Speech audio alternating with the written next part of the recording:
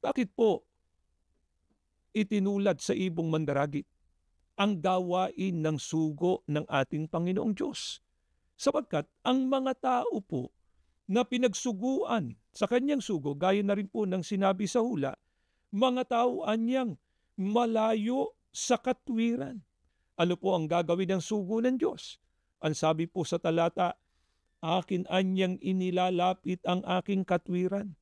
Ano po ang kabutihan kapag ka nailapit sa tao ang kanyang katwiran sa pamamagitan ng kanyang sugo?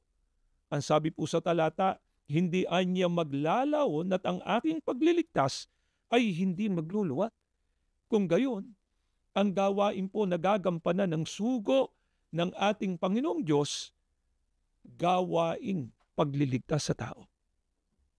Sa paraan na ilalapit niya sa tao yung katwiran ng ating Panginoong Diyos.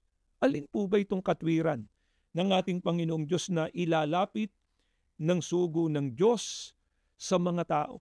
Dito po sa Roma 1:16-17. Sapagkat hindi ko ikinahihiya ang Ebanghelyo, sapagkat siyang kapangyarihan ng Diyos sa ikaliligtas ng bawat sumasampalataya, unay sa Hudyo at gayon din sa Grego.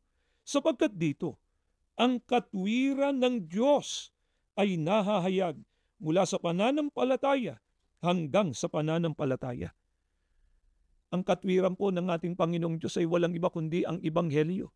Ito rin po ang mga salita ng Diyos na nakasulat dito sa banal na kasulatan. Gaano po kahalaga ang Ebanghelyo? Ito anya ang kapangyarihan ng Diyos sa pagliligtas sa tao.